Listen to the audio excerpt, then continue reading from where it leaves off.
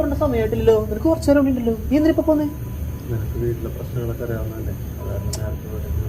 പ്രശ്നങ്ങളൊക്കെ ആർക്കില്ലാത്ത പ്രശ്നമൊക്കെ എല്ലാവർക്കും ഉണ്ട്, എല്ലാ മനുഷ്യന്മാർക്കില്ലേ എന്ന് കരുതി നീ എന്നിട്ട് നടത്തു പോന്നേ? അതല്ലടാ, അവിടെ തലയ്ക്ക് മൊത്തം ഭ്രാന്താണ്. അതാ ഇങ്ങോട്ട് പോകുന്നത്. ഇവിടെ ആകുമ്പോൾ കുറച്ച് സമാധാനമെങ്കിലും കിട്ടുമല്ലോ. നിനക്കറിയാവുന്ന എൻ്റെ വീട്ടിലെ പ്രശ്നങ്ങളൊക്കെ. പ്രശ്നങ്ങളോ? പഴയ പ്രശ്നങ്ങളൊന്നും ഇതുവരെ തീർന്നില്ലേ? പഴയ പ്രശ്നങ്ങൾ തീർന്നില്ലെന്ന് മാത്രമല്ല, പുതിയ പ്രശ്നങ്ങൾ. പുതിയതാ? എന്താ അക്ഷയപാത്ര തീരുമ്പോ പണി തരാൻ? കഴിഞ്ഞ സെപ്റ്റംബറിലാണ് അപ്പം പോയത്. ഒരു കുന്നോളം കടങ്ങളും ബാക്കിയാണ്.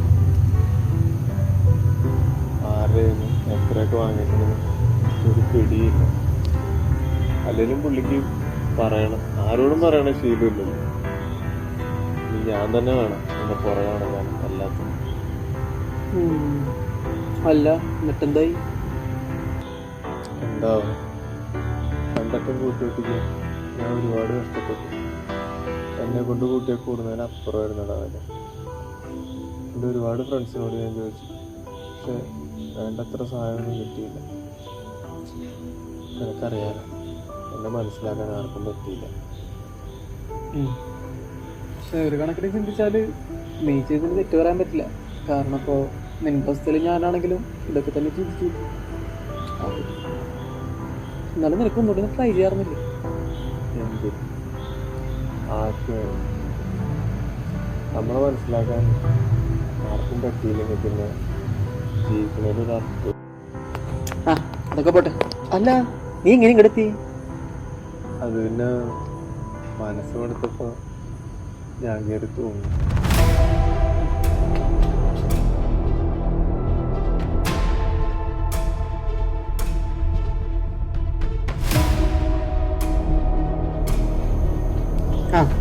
ഒരു കണക്കിന് നീ വന്നത് എന്തായാലും നന്നായി. ഞാനിവിടെ ആരില്ലാണ്ട് ഭയങ്കര ബോറടിച്ചിരിക്കാറുണ്ട്. പുറത്തെ ആൾക്കാരൊക്കെ ഒരു പ്രത്യേക ടൈപ്പാടാ, നമ്മളായിട്ട് അങ്ങനെ സീനാവുന്നില്ല. നീ വന്നിട്ട് ആശ്വാസം ആവാ. ഷർട്ടും പാൻറ്റാ? നീ സാധാരണ മുണ്ടാണല്ലോ, എന്നിട്ട് ഷർട്ടും പാൻറ്. അത് പിന്നെ മരിച്ചടങ്ങുമ്പോൾ കുറച്ച് ഭംഗിയായിക്കോട്ടെ. ഓ, പിന്നെ ഇടയ്ക്ക് അതൊക്കെ ചിന്തിക്കാൻ നിനക്ക് നേരം കിട്ടി. ഇതിന്റെ പകുതി ചിന്തിച്ചെങ്കിലേ നീ കൂടിയിരിക്കില്ല. എന്തേലും അവിടെ നീ വാ. പിന്നെ എൻ്റെ കാര്യം അറിഞ്ഞില്ലേ, ഷട്ടിലടിക്കുമ്പോൾ ഒരു സ്മാഷ് അടിച്ചതാ. പിന്നെ നോക്കുമ്പോൾ കാണുന്നത് ചുമരുമ്പോൾ മാലിട്ട് വെച്ച എൻ്റെ ഫോട്ടോയാ. അതുപോട്ടെ. പിന്നെ ജീവിച്ചിരിക്കുന്നതിനേക്കാളും കോമഡിയാണ് ഇവിടെ മരിച്ചവരുടെ അവസ്ഥ. അതാണ് ആയിക്കുട്ടിയുള്ള ആശ്വാസം. വായോ, ഓരോരുത്തരെ പരിചയപ്പെടുത്തി തരാം. പറഞ്ഞു തരില്ല, ദേ വരുന്ന ഒരുത്തൻ. ഇവനെ കണ്ട നാട്ടിൽ ഭയങ്കര വലിയ തീറ്റപ്പണ്ടാറായിരുന്നു. അവസാനം ആപ്പിൾ കുടുങ്ങി തൊണ്ടയിൽ കുടുങ്ങി മരിച്ചു. അതെ അവിടെ ഒരുത്തനം കണ്ട പ്രാർത്ഥിച്ചോണ്ടിരിക്കുന്നു. വലിയ വിശ്വാസിയാ. പ്രാർത്ഥിച്ചു കഴിഞ്ഞാൽ 100 വയസ്സ് ജീവിക്കാൻ വിചാരിച്ചതാ. 30 വയസ്സിൽ തട്ടിപ്പോയി. എന്തായാലേ അവിടെ ഇട്ട് അവൻ ഇരിക്കണണ്ടാ. ദേ ആ മുക്കില ആ ബുക്കും വായിച്ചോണ്ടിരിക്കണടാ. വലിയ പണ്ടത്തെ വലിയ എഴുത്തുകാരാണ് മൂപ്പര്. പക്ഷെ ജൻസി പിള്ളേരുടെ റോഡ് ഇട്ടിട്ട് മൂപ്പരുടെ ബുക്കാരും വായിക്കാണ്ടായി. എന്താ ഞാൻ മൂപ്പര് ഫീൽഡ് ഔട്ടായി, ഭാര്യയും ഇട്ടേച്ചും പോയി. പിന്നെ ജൻസി പിള്ളേരെ പിടിക്കാനായിട്ട് അവരുടെ കുറെ ബുക്കൊക്കെ വരുന്ന വായിച്ച് പുതിയൊരു ബുക്ക് എഴുതാൻ നിന്നു. പക്ഷെ അതിന്റെ ക്ലൈമാക്സ് ആയിട്ട് ഒരു മാക്സി അറ്റാക്ക് ആള് പറ്റി. ആ ബുക്കിന്റെ ക്ലൈമാക്സ് ഇന്നും വരെ എഴുതിക്കൊണ്ടിരിക്കാല്ലേ. എന്താലേ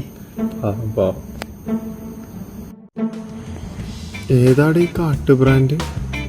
ഇവനെനിക്കറിയില്ല, നീ കണ്ടിട്ടില്ലേ? ഇല്ല, എനിക്ക് അങ്ങോട്ട് കണക്ട് ആവണില്ലല്ലോ. എടാ ഇവനല്ലേ ഇവിടുത്തെ മെയിൻ, ഒന്ന് ആലോചിച്ച് നോക്കി.